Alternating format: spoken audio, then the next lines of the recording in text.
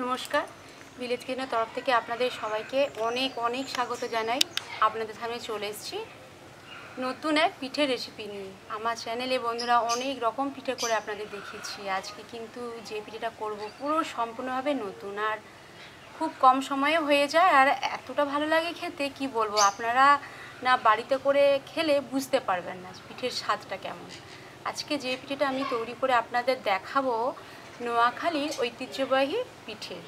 এই পিঠের নাম বন্ধু তিন রকমই, বা আরও অনেকেই অনেক রকমের ভাষায় যেমন কথা বলে সেরকমই অনেক ভাষায় পিঠের নাম দেওয়া আছে। যেমন আমি যে পিঠেটা আজ করব ডিম সুন্দরী বাটিসাপটা পিঠে, বা হয়তো আরও এক ধরনের নাম আছে ডিম সুন্দরী পান্তুয়া পিঠে, বা কেউ বা বলে ডিম বাহার পান্তুয়া। তো আমি সেই পিঠে আজকে করে দেখাবো বন্ধুরা। ওই পিঠের মূল উপাদান হচ্ছে ডিম। এই দেখুন ডিম না বন্ধুরা, দেখুন আমি 7টা ডিম নিয়েছি। এটা পোলট্রির ডিম নিয়েছি। হয়তো আপনারা ভাবেন যে পাটিসাপটা পিঠে নারকেল কোড়া চাল দিয়ে খেয়েছি, কিন্তু ডিম দিয়ে আপনারা হয়তো অবাক হয়ে যাবে কেউ কেউ শুনলে। কিন্তু আপনারা ঠিক প্রথম থেকে শেষ পর্যন্ত ভিডিওটা দেখতে থাকুন, তবে বুঝতে পারবে আমি পিঠেটা কীভাবে বানাচ্ছি। তো আপনারাও সেইভাবে বাড়িতে বানিয়ে খেতে পারেন। চলুন উপকরণগুলো আমি দেখিয়ে দিচ্ছি।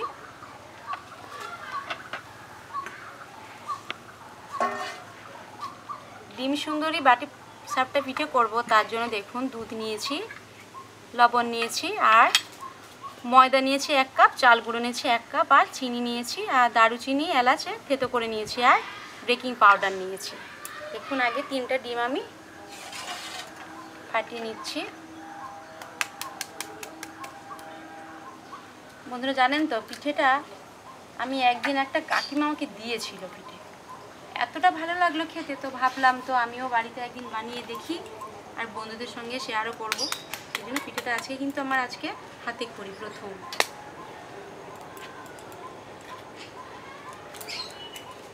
আমি এখানে 3টা ডিম ফাটিয়ে নিয়েছি, খুব সামান্য লবণ।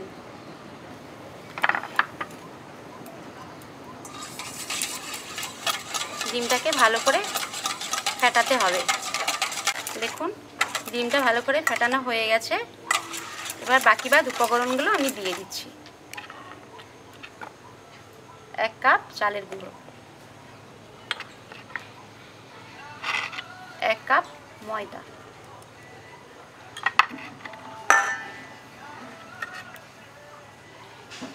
দেখুন এই চামচটায় পুরো ভর্তি করে আমি চিনি দিচ্ছি,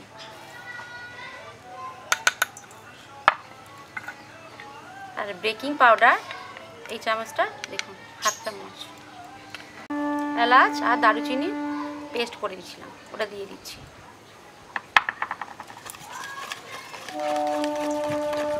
এরকম 5-10 মিনিট এভাবে আমি ফেটিয়ে নেব। সব কিছু উপকরণ মিশিয়ে নিয়েছি। এবার অনেকে হয়তো জল দিতে পারেন, আমি এখানে দুধটা অ্যাড করছি।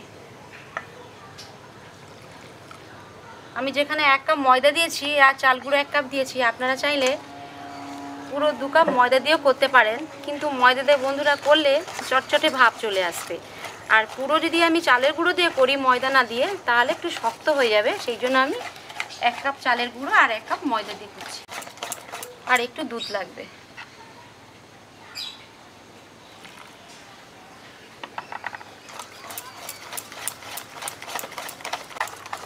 বন্ধুরা দেখুন যতক্ষণ না চিনি দানাগুলো গলে যাচ্ছে ততক্ষণ এইভাবে আমি ফাটাতে থাকবো। আর বেকিং পাউডার দিয়েছি, ওর কারণ হচ্ছে এটা পিঠেটা আরও ফুলবে আর সফট হবে, খেতেও ভালো লাগবে। বন্ধুরা দেখুন অনেকক্ষণ ধরে ফেটিয়েছি। এবার ব্যাটারের ঘনত্বটা দেখুন এইভাবে থাকবে, ঠিক আছে। দেখুন কড়াতে সাদা তেল দিয়ে দিচ্ছি, ডিমের পোচ করব। দেখুন আমি 2টো ডিমের পোচ করব।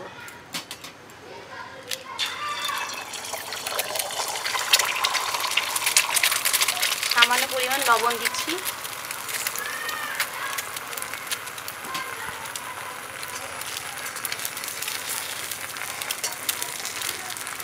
আর একটা ডিম পোচ করে নেব, কড়াতে দিয়ে দিচ্ছি। সামান্য পরিমাণে লবণ দিচ্ছি।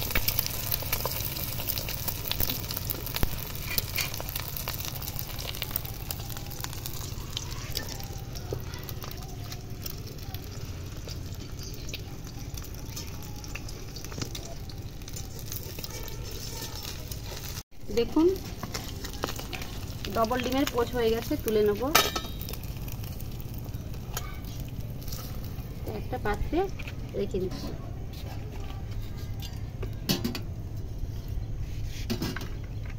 এখন আর দুটো ডিমের পোচ করে নেব।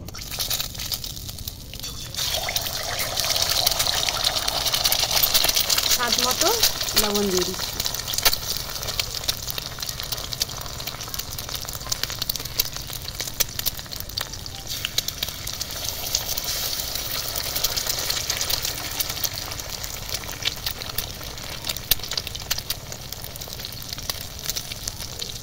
বন্ধুরা দেখুন ডিমের উপরে ব্যাটারগুলো দিয়ে দিচ্ছি। তেলটা গরম হয়ে গেছে, এটা আমি 4টা লেয়ার করব। কড়ার মধ্যে দিয়ে দিচ্ছি।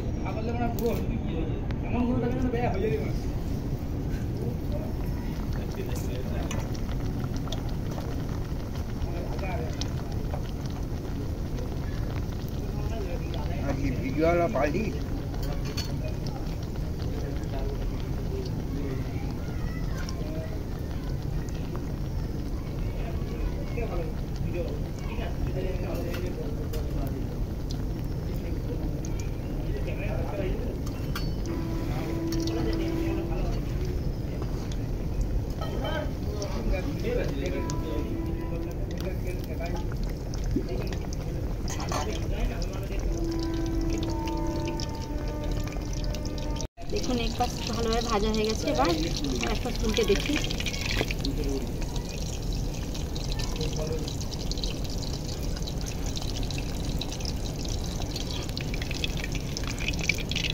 দুপাশ প্রায় ভাজা হয়ে গেছে, আবার ওই যে বেটার করেছি তার মধ্যে ডুবিয়ে দেবো। বন্ধুরা পিঠেটা করতে এত মজা লাগছে, একবার তেলের মধ্যে দিচ্ছি আর একবার ব্যাটারের মধ্যে দিচ্ছি, খুব ভালো লাগছে।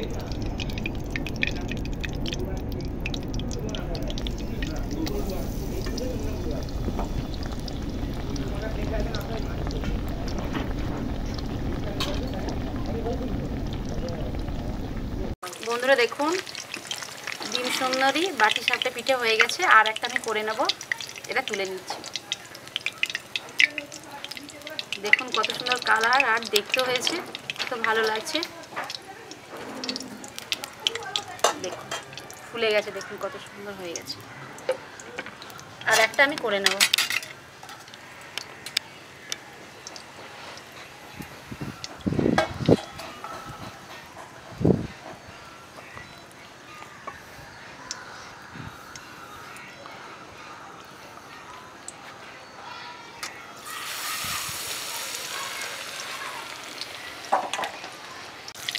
দেখুন ব্যাটার মধ্যে দিয়ে দিচ্ছি।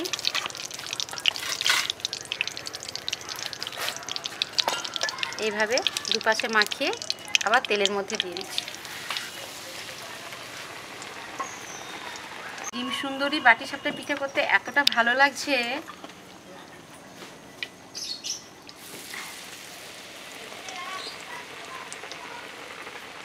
যত বেশি লেয়ার দেবে ততটা ফুলবে আর আকৃতিটা বড়ও হবে।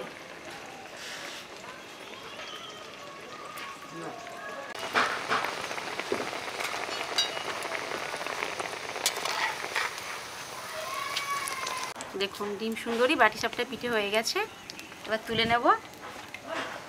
দেখুন কত সুন্দর লাগছে দেখতে। এবার ওটাকে আমি সাইজ করে কাটবো। বন্ধুরা দেখুন কত খাস্তাও হয়েছে।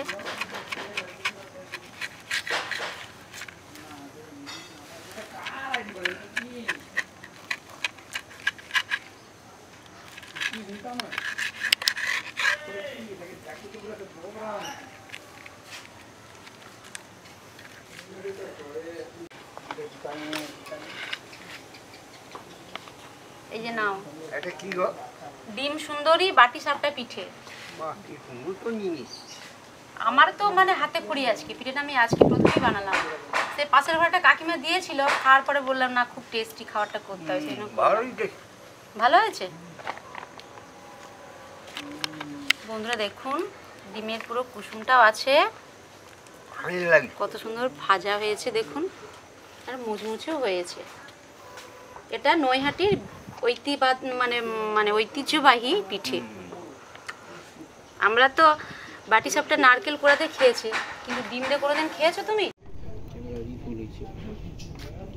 বন্ধুরা দেখুন, এটার সাইজটা কত সুন্দর হয়েছে দেখতে। ডিমটাও সেদ্ধ হয়ে আছে আর